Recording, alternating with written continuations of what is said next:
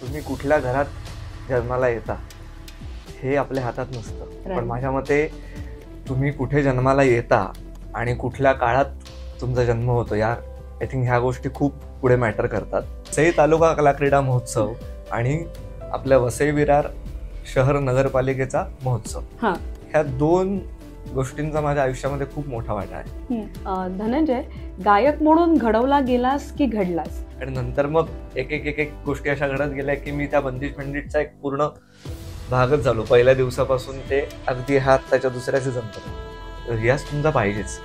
म्हणजे कुठली आर्ट असेल, ते ड्रॉइंग जरी असेल त्याने तरी रोज एक पूर्ण जरी चित्र काढता नाही आलं तरी एक रेषा मी आज काढली आहे. तसं आज मी काही नाही, मला वेळ मिळाला तरी मी आज 15 मिनिटं गायलोय किमान कुठल्याही कॉम्पिटिशन मध्ये. कारण काय होतं, जोपर्यंत तुमच्यासमोर एखादं टार्गेट नसेल ना तोपर्यंत तुम्ही त्या दृष्टीने प्रयत्न करत नाही. बंदिश बँडिट सारख्या उत्तम प्रोजेक्टमध्ये ऑपॉर्च्युनिटी मिळाली. म्हणजे मला आठवत आहे की मी गरज जे रेकॉर्ड केलं अगदी सुरुवातीला अगदी रॉ, तेव्हा मला माहिती पण नव्हतं की हे आपण कशासाठी करतो.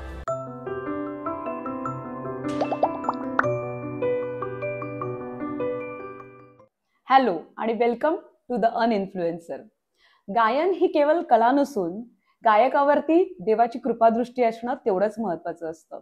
ह्या वेळचे आपले जे गायक आहेत त्यांना सुद्धा ही कृपादृष्टी लाभलेली आहे. अवघ्या वयाच्या 5व्या वर्षीपासून त्यांनी सुरांशी घट्ट मैत्री केली आणि संगीत हे त्याच्या जीवनाचा श्वासच बनला. ह्या उत्कृष्ट गायकाचं नाव आहे धनंजय म्हस्कर, जो आपल्या वसई विरारचं नाव भारतभरात गाजवतो आहे. सो लेट्स वॉच हिज संगीतमय journey on today's episode. Hello Dhananjay, welcome to the Uninfluencer. Hello. आणि आज तुला खरंच इकडे बघून आनंद झालाय. तू माझा क्लासमेट आहेस, स्कूलमेट आहेस. गेली मला वाटतं 20 वर्ष आपण एकमेकांना ओळखतो आणि खरंच तुझं स्वागत आहे आपल्या ह्या प्लॅटफॉर्मवर. म्हणजे तुला बघितल्यानंतर मला एकदम शाळाच आठवली. त्याच्यानंतर आपण एकदम आता असे समोरासमोर आणि ते सुद्धा एका पॉडकास्ट साठी म्हणून. राईट, एकदम मला असं वाटतंय खूप आज नॉस्टॅल्जिक मुवमेंट आहे माझ्यासाठी. आणि खरंच आपण प्रश्नांना सुरुवात करूया. मला खरंच तुझ्याबद्दल जी माहिती आहे पण त्याच्याबद्दल अजून जास्त काहीतरी जाणून घेण्याची खूप इच्छा आहे आणि आपल्या व्ह्यूअर्सना सुद्धा. तर मला सांग की संगीताची किंवा ही जी गायनाची गोडी तुला जी लागली आहे ती कधी लागली, किती वर्षापासून करतोयस तू, कोणत्या वर्षापासून म्हणजे आवड निर्माण झाली या गोष्टीची? मला असं वाटतं की बऱ्याचशा गोष्टी आपल्या हातात असतात, पण तुम्ही कुठल्या घरात जन्माला येता हे आपल्या हातात नसतं. पण माझ्या मते तुम्ही कुठे जन्माला येता आणि कुठल्या काळात तुमचा जन्म होतो या आय थिंक ह्या गोष्टी खूप पुढे मॅटर करतात. तर माझ्या सुदैवाने म्हण किंवा माझं ते भाग्य म्हण की मी अशा घरात जन्माला आलो की जिकडे मुळातच घरामध्ये संगीताची आवड होती. म्हणजे गाणं ऐकणं असेल किंवा रोज घरामध्ये अगदी रेडिओ लावणं असेल, कारण ते सगळं रेडिओचं युग होतं जेव्हा आपला जन्म झाला तेव्हा. आत्ता एवढे ऑप्शन्स नव्हते. आणि मुळात आईबाबांना ऐकण्याची आवड होतीच, परंतु त्या दोघांचेही बाकी काम आणि या सगळ्या गोष्टी सांभाळून दोघेही गायचे, प्रॉपर कार्यक्रम करायचे गाण्याचे. त्याच्यामुळे अखंड घरामध्ये त्यानिमित्ताने होणारी प्रॅक्टिस असेल, सुरुवातच सकाळची रेडिओवरच्या गाण्यांनी व्हायची आणि नकळत ते संस्कार आपण म्हणतो ना की नकळत त्या वयात ते होत जातात किंवा कानावरती पडत जातात त्या गोष्टी. तर मला असं वाटतं की त्याच्यामुळे कदाचित ती खरी सुरुवात आहे. पण गायन म्हणून तू कधी स्टार्ट केलं, म्हणजे वयाच्या कितव्या वर्षी? मला तर फक्त तू शाळेतला म्हणून माहितीयेस, तू बऱ्याच कार्यक्रमामध्ये तुला बघितलं एवढं माहितीये. पण जी म्हणतो ना की लहान मुलांना पाळण्यातच काही सवयी लागतात, तर मला हे अजून म्हणजे आवडेल की कसं काय? नाही, माझी खरी सुरुवात ऍक्च्युली वाजवण्यापासून झाली, म्हणजे तबला शिकण्यापासून झाली खरं तर.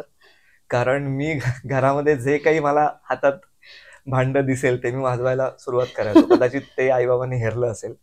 आणि खरं तर मी पहिल्यांदा तबला शिकायला सुरुवात केली. मी म्हणजे खरा तबलावादकच व्हायचो असं म्हटलंच तरी चालेल. माझी सुरुवात तिथपासून झाली. आणि नंतर समाऊ मी आय थिंक 3रीत वगैरे होतो, 93 सालची गोष्ट असेल, तेव्हा मी म्हणजे गाणं पण घरामध्ये गुणगुणायला आणि म्हणायला सुरुवात केली. सो तबला आणि गाणं माझं सायमल्टेनियसली सुरू झालं आणि प्रॉपर मी शिकायला सुरुवात केली. माझा जन्म गिरगावातला, त्यामुळे माझं तिकडचं वातावरण पण सगळं सांगीतिक होतं.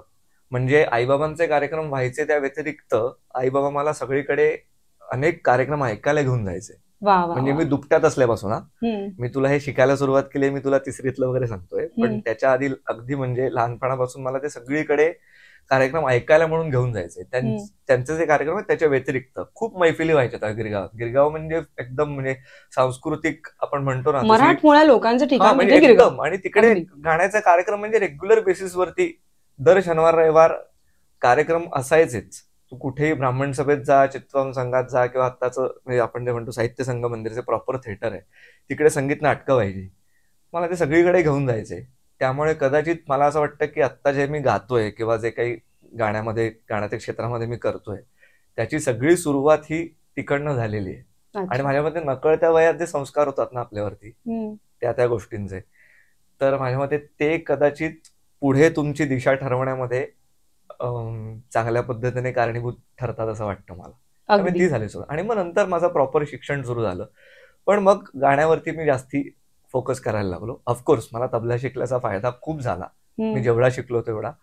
अजूनही माझी इच्छा तीच आहे की मी तबल्यामध्ये पण पुढे अजून शिकावं, पण समोर आपल्याला ते एक कुठली तरी दिशा फिक्स करायला लागते. नाही, पण मला हे अजून ऐकायला आवडेल की तुला अजून किती वाद्य येतात. म्हणजे लहानपणी मी तर तुला पेटी वाजवताना सुद्धा बघितले, हार्मोनियम. तर तुला अशी किती वाद्य तू वाजवतोय आणि गाणं म्हणतोय माहितीये. अगदी पेटी वगैरे मी माझ्यापुरती वाजवतो, पण मेनली तबला आणि गाणं हेच मेन. म्हणजे तबला मी खूप चांगल्या पद्धतीने शिकलो. मला तबल्यासाठी पण मी सुरुवात जेव्हा केली तेव्हा खूप चांगले गुरु मला मिळाले. म्हणजे मी ते म्हटलं ना की तुम्ही कुठल्या क्षणी, कुठल्या घरामध्ये आणि कुठल्या काळात जन्माला येता त्याच्यावरती खूप काही गोष्टी डिपेंड असतात. म्हणजे हे वातावरण त्यावेळेला मला मिळालं म्हणून मी कदाचित आज ह्या क्षेत्रामध्ये जे काही थोडंफार करतोय ते ह्या क्षेत्रामध्येच करायचं. आय थिंक त्याच्यामुळेच झाली ती सुरुवात. आणि पुढचा प्रश्न असा आहे माझा की गायक म्हणून तुम्ही घडता की घडवले जातात, आणि त्याच्यामध्ये समाज कसा कारणीभूत ठरतो, ह्याबद्दल मला थोडंसं सांगशील? कारण का आजकाल बघितलं आपण की जनरेशन वाईज सगळ्या गोष्टी चेंज होत आहेत. आपल्या वेळेला खूप गोष्टी वेगळ्या होत्या. त्यावेळेला कठीण प्रसंगांना तोंड देऊन आपण पुढे आलेले लोक असं मी म्हणून, कारण का त्यावेळेला प्लॅटफॉर्म सुद्धा खूप कमी अवेलेबल होते. पण समाजाचा जो वाटा असतो आपण म्हणतो, तर तो तुझ्यासाठी कसं तू ते म्हणतात ना मार्ग उघडले, किंवा समाजाने तुझ्यासाठी काय कसे मार्ग उघडले, ह्याच्याबद्दल काही सांगशील तू? तू म्हणतेस ते अगदी खरं आहे. तुम्हाला कसा आजूबाजूला समाज लाभतो किंवा कसं वातावरण त्या काळामध्ये तुम्हाला मिळत जातं तसे तुम्ही घडत जाता. माझ्या सुदैवाने मला शाळेपासूनच खूप चांगलं वातावरण मिळालं आणि त्याच्यामुळे ज्या काही लिमिटेड पॉसिबिलिटीज त्या काळामध्ये होत्या, म्हणजे जसं आत्तासारखं एवढं डिजिटली आपण तेवढे साऊंड नव्हतो 95च्या काळात म्हण, किंवा अजून पुढे 10 वर्ष. आता हे सगळं सोशल मीडिया आणि डिजिटल प्लॅटफॉर्मचं युग सगळं वाढलंय, पण त्यावेळेला नव्हतं. पण त्यावेळेला जे लिमिटेड आपल्यासाठी जे काही सोर्सेस होते, म्हणजे तू स्पर्धात्मक आपण जे म्हणतो की सगळीकडे कॉम्पिटिशन्स मध्ये भाग घ्यायचा, की ज्याच्यामध्ये मला शाळेचा खूप सपोर्ट मिळाला, घरून सपोर्ट मिळाला कुठल्याही कॉम्पिटिशन मध्ये. कारण काय होतं, जोपर्यंत तुमच्यासमोर एखादं टार्गेट नसेल ना तोपर्यंत तुम्ही त्या दृष्टीने प्रयत्न करत नाही. मला आणि ते आपलं वय असतं ते, की त्या वयामध्ये आपल्याला एक स्पिरिट असतं आणि एक तो उत्साह असतो की ते आपण सगळं डोक्यात ठेवून त्या स्पर्धेमध्ये उतरतो की आज मला आता नंबर मिळवायचाच आहे, ह्याच्याने आपण ते करत जातो. म्हणजे तर माझ्या मते ते स्पर्धा हे एक मेन कारण असेल की शाळेमधून खूप सपोर्ट मिळायचा. म्हणजे तयारी करून घेणं असेल, मग त्याच्यासाठी लागणाऱ्या बाकीच्या गोष्टी लगेच ज्या उभ्या राहतात ना, की उभ्या राहायला पाहिजेत, की शिक्षकांचा सपोर्ट मिळणं, घरातून त्याच वेळेला तसं तुम्हाला बॅकिंग मिळणं, आणि ज्यांच्याकडे मी शिकतोय ऑफकोर्स ते मेन महत्वाचं, की ज्यांच्याकडे आपण शिकतोय गाणं त्या गुरूंनी सुद्धा तेवढंच तुम्हाला उत्साह दाखवून त्या गोष्टी तुमच्याकडून करून घेणं, आणि ऑफकोर्स आपल्याकडून ते तेवढ्या उत्साहाने होणं. तर त्या सगळ्या गोष्टी मला खूप चांगल्या पद्धतीने मिळाल्या. म्हणजे विरार सारख्या ठिकाणी ज्या वेळेला आपण काय म्हणतात त्याला सांगीतिक वातावरण एवढं नव्हतं त्यावेळेला. पण जी छोटी छोटी म्युझिक सर्कल्स आहेत किंवा संस्था आहेत त्यावेळेला ज्या होत्या, तर त्यांच्या थ्रू होणारे कार्यक्रम असतील किंवा आपल्या वसई विरार नगरपालिका, आपण त्यावेळेला नगरपालिका होती, त्यांचे जे आपले महोत्सव व्हायचे शाळेचे, तर तिकडे कॉम्पिटिशन्स व्हायच्या. तुला तर माहितीये वर्तक हॉलमध्ये आम्ही असे नुसते म्हणजे प्रॅक्टिस आणि स्पर्धा आणि गाण्याचे कार्यक्रम म्हण किंवा माझा गाण्याचा परफॉर्मन्स म्हण, तिकडे आम्ही अक्षरशः पडलेलो असायचो. आणि मग शाळेमध्ये त्याची तयारी, सगळं खूप छान होतं वातावरण. मी जसं तुला मगाशी म्हटलं की वसई विरारने मला खूप काही दिलं. तर पाऊस गाण्यांचा जो एक कार्यक्रम दरवर्षी आपल्याकडे होतो वसईमध्ये, प्रकाश वनमाळी त्यामध्ये खूप ते उत्साहाने सहभागी असतात आणि त्यांच्या अंडर तो सगळा प्रोग्राम होतो. त्या प्रोग्राम मध्ये संगीतकार राहुल रानडे यांनी माझं गाणं ऐकलं आणि मग मला सुबक निर्मित, म्हणजे सुबक म्हणजे तर तुला माहिती असेल तर की सुनील बर्वेंनी जी नाटकांची मालिका काढली होती, त्याच्यामध्ये त्यांनी पती गेलं ग काठेवाडी म्हणून एक नाटक होतं, त्याचे 25 प्रयोग आम्ही केले. तर त्यामध्ये जी संधी मिळाली मला सूत्रधार म्हणून भूमिकेची, ती आपल्या वसईच्या कार्यक्रमामुळे मिळाली. नाट्य संगीत होतं ना ते, नाट्य म्हणजे कथा घेऊन पुढे जाणारा सूत्रधार असं म्हणून ते कॅरेक्टर होतं. पण वसई विरारमध्ये तो कार्यक्रम झाला होता.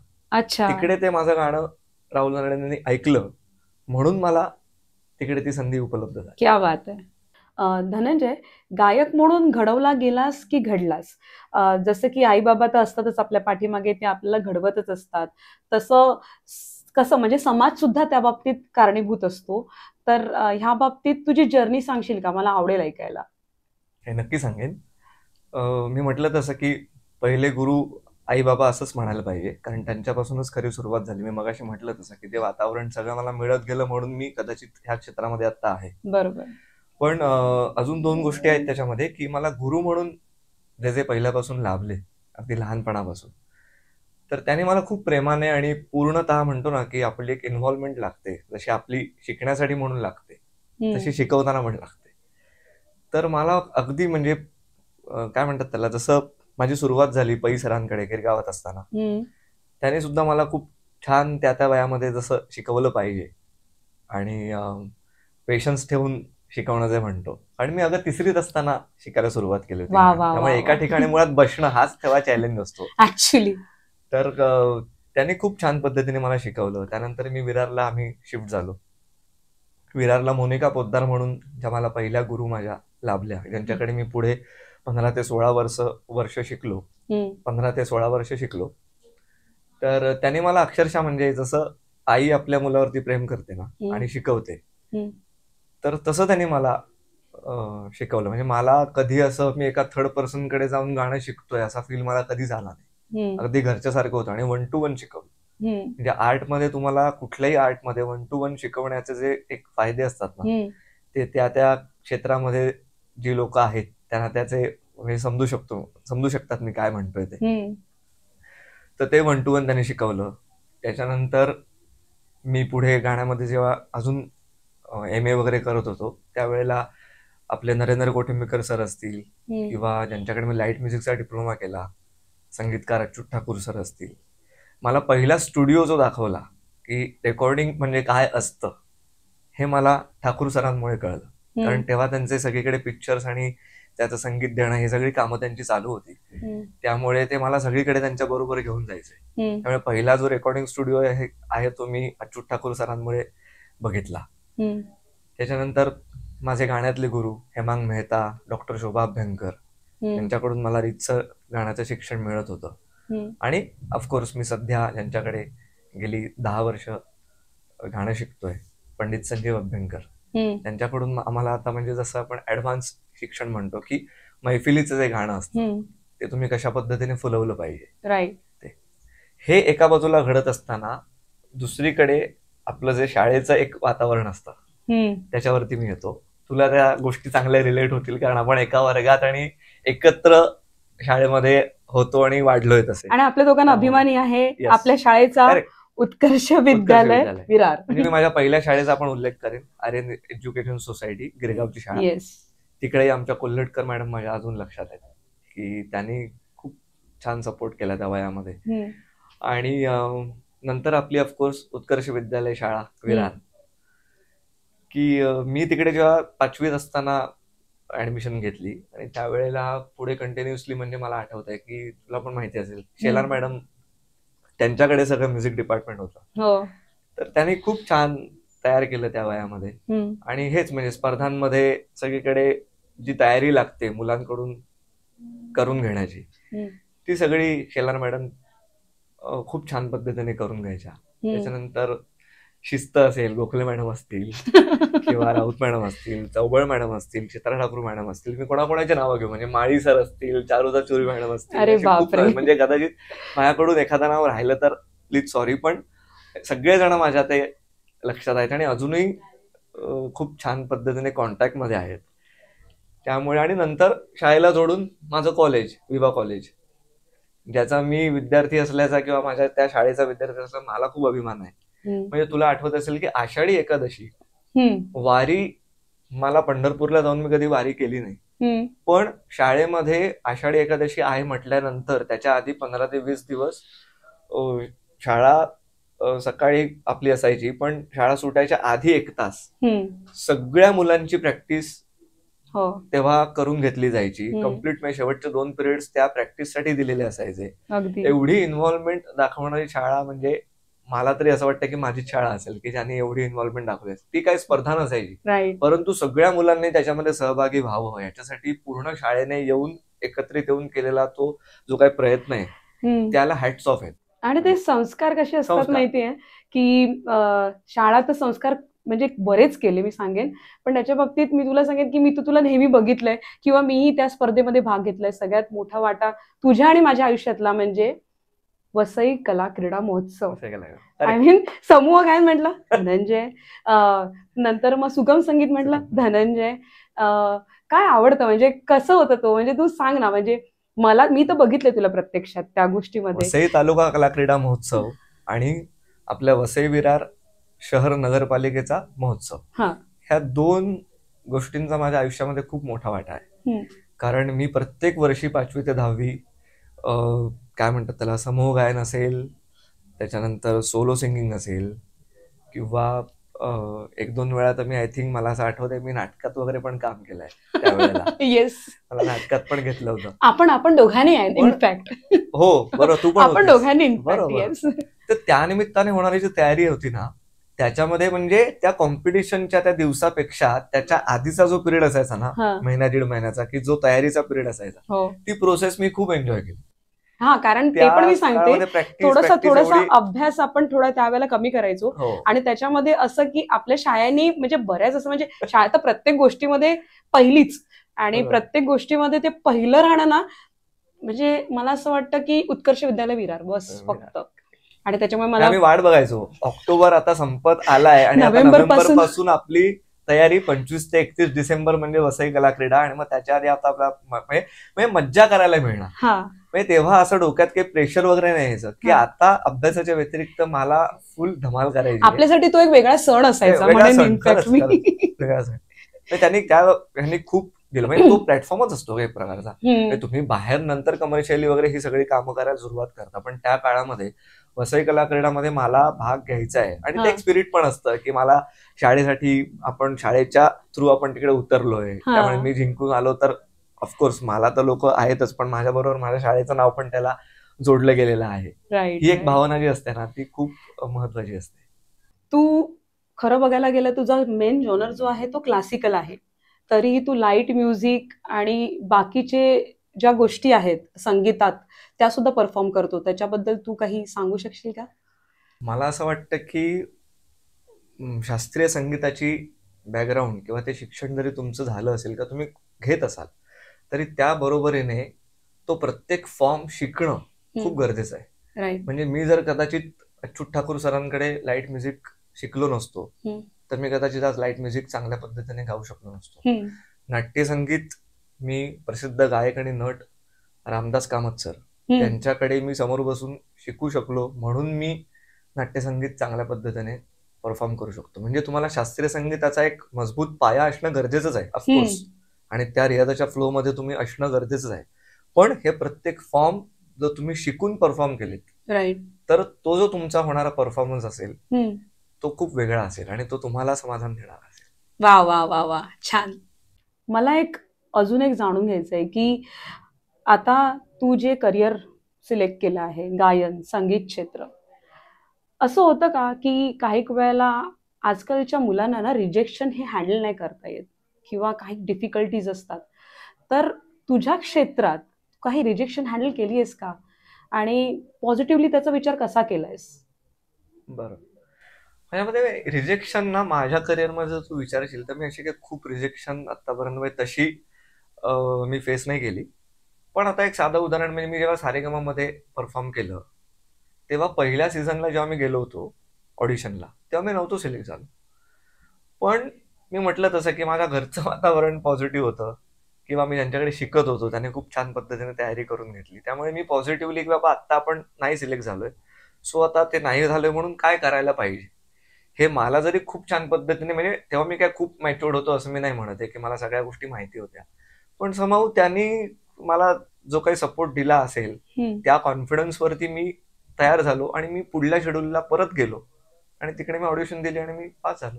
सो मला असं वाटतं की तुम्ही पॉझिटिव्हली बघितलं पाहिजे त्याच्याकडे आणि काय आपल्याला इम्प्रुव्हमेंट्स करता येतील त्या दृष्टीने त्याच्यावरती विचार केला तर माझ्यामध्ये ते एवढं हँडल करणं काही खूप डिफिकल्ट टास्क आहे असं मला वाटत नाही.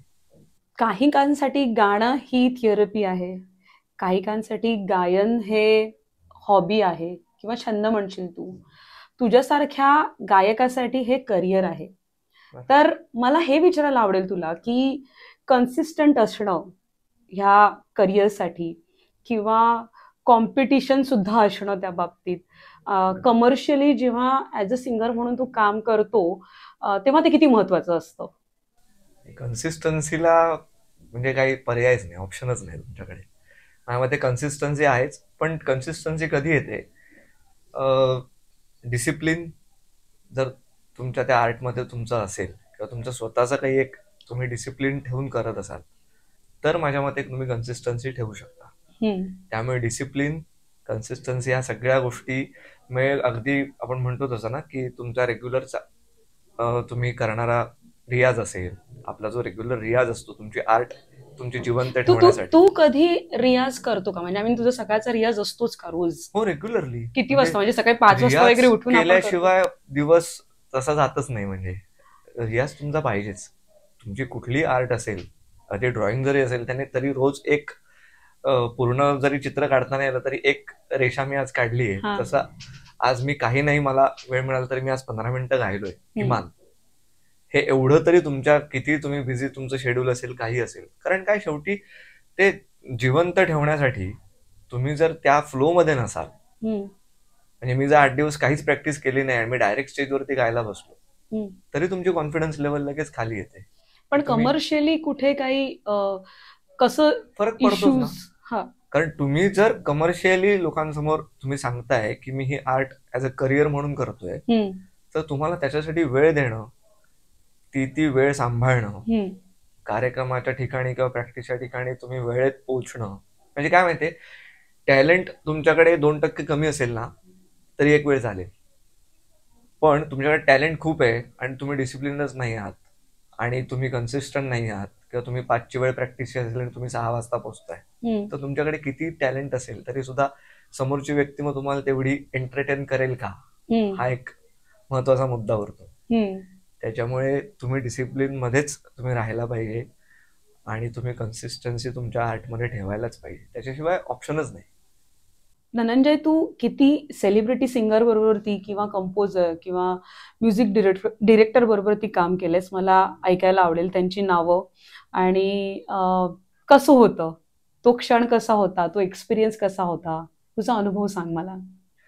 मला असं वाटतं की मी सेलिब्रिटी असं नाही म्हणणार, कारण मी माझ्यापेक्षा अनेक सिनियर आर्टिस्ट बरोबर पण परफॉर्म केलं किंवा मला ते भाग्य मिळालं असं म्हणेन मी.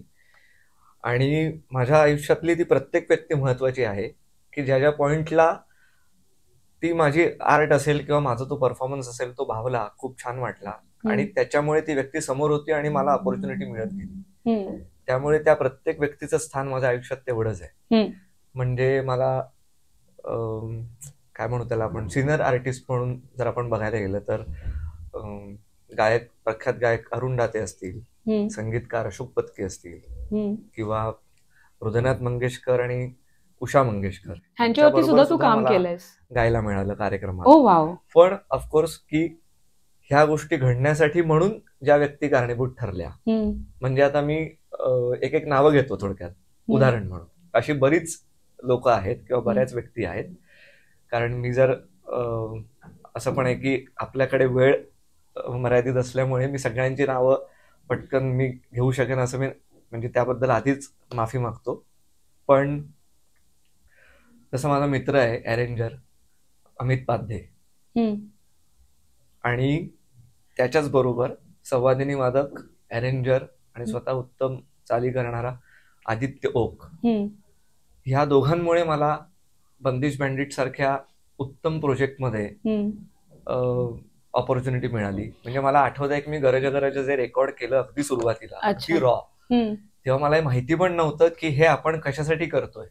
बंदिश बँडिट ही जी सिरीज आहे ती मला वाटतं तुझी कुठे आहे, म्हणजे कोणत्या OTT वरती आहे? अमेझॉन प्राईम वरती. ओके. म्हणजे त्या पहिल्या सीझन पासून, पहिल्या दिवसापासून मी त्याच्यामध्ये आहे. ते केवळ अमित पाध्ये आणि आदित्य ओक यांच्यामुळे, की आम्ही रेग्युलरली परफॉर्म करत असल्यामुळे, माझं गाणं त्यांच्यासमोर असल्यामुळे, त्यामुळे ती मिळालेली अपॉर्च्युनिटी आहे. पण मला माहिती पण नव्हतं सुरुवातीला की हे आपण गरजा बंदिश बँडिटसाठी किंवा ह्या एवढ्या मोठ्या प्रोजेक्टसाठी म्हणून करतोय. त्या मी सुरुवातीला करताना केलं, आणि नंतर मग एक एक गोष्टी अशा घडत गेल्या की मी त्या बंदिश बँडिटचा एक पूर्ण भागच झालो, पहिल्या दिवसापासून ते अगदी आत्ताच्या दुसऱ्या सीझन पर्यंत.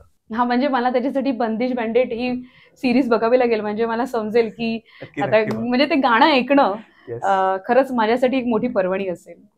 म्हणजे हृदयनाथ मंगेशकर आणि उषा मंगेशकर यांच्याबरोबर मी परफॉर्म केलं, मी जे म्हटलं, तर ते मला ज्येष्ठ संवादिनी वादक नरेंद्र चिपळूणकर जे पुण्याला असतात, त्यांच्याबरोबर एकदा मला गाण्याची संधी मिळाली दाते काकांच्या कार्यक्रमात. म्हणजे कशा तुम्हाला संधी उपलब्ध होत जातात. मी दाते काकांबरोबर गातोय, त्या कार्यक्रमात संगीत साथ करण्यासाठी चिपळूणकर सर आहेत तिकडे, आणि मला त्यांना आवडलं माझं गाणं, आणि त्यांनी मला हृदयनाथ मंगेशकर आणि उषा मंगेशकर यांच्या बरोबर त्या कार्यक्रमात गाण्याची संधी दिली. क्या बात आहे. अशा माझ्या गाण्यावरती एक एक त्या ठिकाणी त्या व्यक्ती होत्या, आणि त्यांनी माझं गाणं ऐकून मला ती संधी प्रत्येक ठिकाणी मिळत गेली.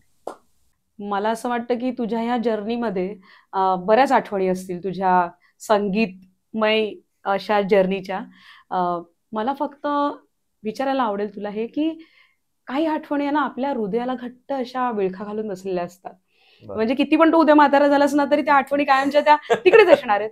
तर मला तू फक्त सांगशील की अशा काही 2 आठवणी ज्या तुझ्या लक्षात राहत आहेत आणि त्या आयुष्यभरासाठी तू कधी विसरणार नाहीयेस? नाही, अशा खूप आहेत आठवणी, पण मी तुला त्यातल्या एक दोन सांगतो आज. एक म्हणजे अशी की आपल्या कॉलेजच्या थ्रू, म्हणजे विभा कॉलेजच्या थ्रू मी ओपन नॅशनल यूथ फेस्टिवल मध्ये 2006 साली, म्हणजे मला आठवत आहे मार्चमध्ये माझी बीकॉमची परीक्षा होती फायनल, आणि मी फेब्रुवारीमध्ये पटनाला क्लासिकलचा माझा परफॉर्मन्स देण्यासाठी गेलो होतो. अच्छा. हा, आणि मी पटनाला जावं ह्याच्यासाठी सुद्धा, म्हणजे आपण म्हणतो ना ती सगळी यंत्रणा कामाला लागते, तसं कॉलेज माझ्या पाठीमागे असं भक्कमपणे उभं होतं. त्याच्यामुळे तिकडे मी गेलो, पार्टिसिपेट केलं. संपूर्ण भारतातून ओपन नॅशनल यूथ फेस्टिवल असल्यामुळे तिकडे वयोमर्यादा नव्हती कुठली, आणि मी पूर्ण भारतातून दुसरा आलो होतो. भारतातून दुसरा. आणि मी परत कॉलेजला जेव्हा आलो तेव्हा मला आठवतंय की त्या वर्षीचं जे फ्लॅग होस्टिंग असतं ते कॉलेजमध्ये माझ्या हस्ते झालं होतं. म्हणजे ही कॉलेजने काय म्हणतो त्याला, मला एक सन्मान जो म्हणतो ना की तो जो मिळाला, त्याच्यासारखं दुसरं हे नाही. म्हणजे फ्लॅग होस्टिंग जे आपल्या कॉलेजमध्ये होतं ते आपल्याला करायला मिळालं आपल्या हस्ते, ह्याच्यासारखं दुसरं भाग्य नाही. आणि दुसरी आठवण म्हणजे जे मी मगाशी म्हटलं की बंदिश बँडिट सारख्या प्रोजेक्टमध्ये तुम्ही माईक समोर उभे आहात आणि शंकर महादेवन तुमच्याकडून एखादं गाणं रेकॉर्ड करून घेतायत, याच्यासारखं दुसरं काय म्हणजे भाग्य असू शकतं. त्यामुळे माझ्यासाठी या गोष्टी खूप मॅटर करतात. म्हणजे मला असं वाटतं की काही गोष्टी तर मलाही माहित नव्हत्या तुझ्याबद्दलच्या, ज्या आज मला खरंच म्हणजे उघडकीस आल्या की तू काय काय केलेस, आणि त्याच्याबद्दल खरंच खरंच मनापासून तुझे आभार.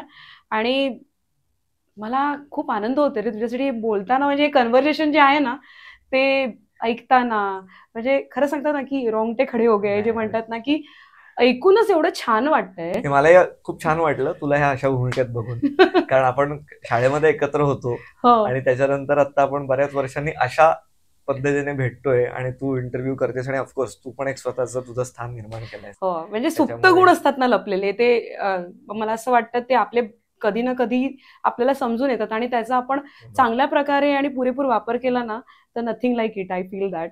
करेक्ट. सो थँक्यू, धन्यवाद तू इकडे आल्याबद्दल.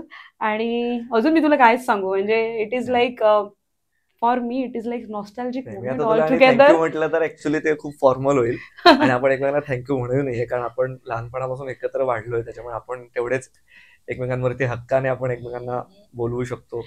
त्यामुळे मलाही खूप छान वाटलं. म्हणजे मला असं वाटतं की ही जर्नी तुझी अशीच राहावी, वाढत राहावी, तुझ्या जर्नीमध्ये अशीच तुझी वृद्धी चांगल्या प्रकारे होत व्हावी, आणि असे खूप छान छान कार्यक्रम तुझे आम्हाला ऐकायला मिळावे.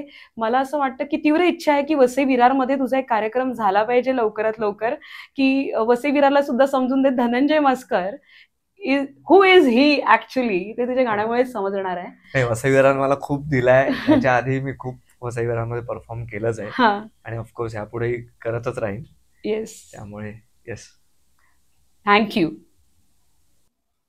सो द अनइन्फ्लुएन्सर वरती आपण अशाच इन्स्पायरिंग स्टोरीज आणि इन्स्पायरिंग पर्सनॅलिटी नेहमी इन्व्हाइट करत असतो. Stay tune, stay real on the अनइन्फ्लुएन्सर.